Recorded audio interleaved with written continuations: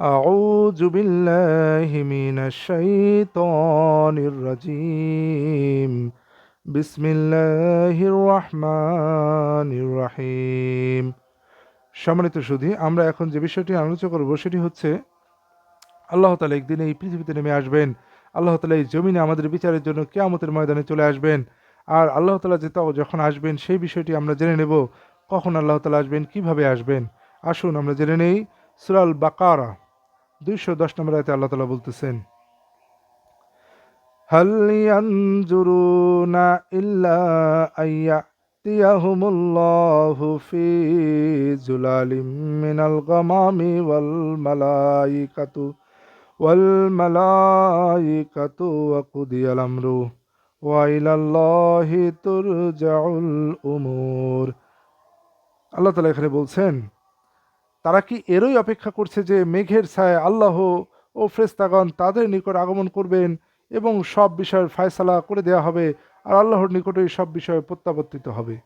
তাহলে এখানে আল্লাহ তাআলা বলছেন, হালিয়ান জুরু না, তারা কি অপেক্ষা করছে ইল্লা এছাড়া যে আইয়াতিয়াহুমুল্লাহু, যে আল্লাহ তাদের কাছে আসবেন ফি জুলালিম মিনাল গমামি, মেঘের ছায়ার মধ্যে, ওয়াল মালাইকাতু ওয়াকুদিয়াল আমরু, এবং ফ্রেস্তাগণ, এবং সকল কিছুর মীমাংসা হয়ে যাবে।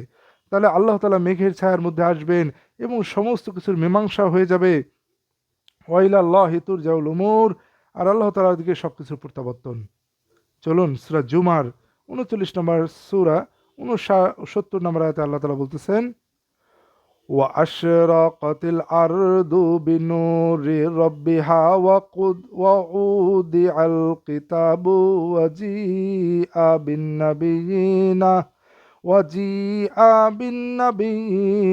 والشهداء وقضي بينهم بالحق وهم لا يظلمون। আর জমিন তার রবের নূরের আলোকে নূরান্বিত হবে, আমলনামা উপস্থিত করা হবে এবং নবী ও সাক্ষীগণকে আনা হবে, তাদের মধ্যে ন্যায় বিচার করা হবে, এমতো অবস্থায় যে তাদের প্রতি জুলুম করা হবে না।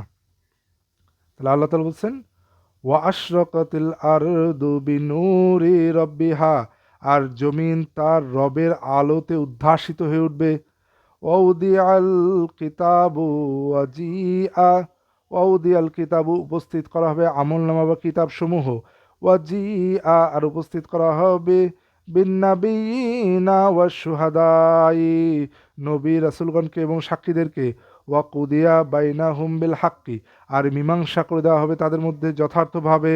ওয়াহুম লা ইউজলামুন, আর তাদের উপর অবিচার করা হবে না। তাহলে আল্লাহ তাআলা এই পৃথিবীতে নেমে আসবেন, এই পৃথিবীতে নেমে আসবেন, আর এই জমিন, এই পৃথিবী তার রবের নূরে নূরান্বিত, ঝল আলোকিত হয়ে উঠবে। সুবহানাল্লাহ। আর আল্লাহ তাআলা বিচার সম্পন্ন করবেন। আর সুতরাং আপনারা বুঝতে পেরেছেন, আল্লাহ তাআলা কিয়ামতের ময়দানে এই পৃথিবীতে চলে আসবেন এবং আমাদের বিচার করবেন।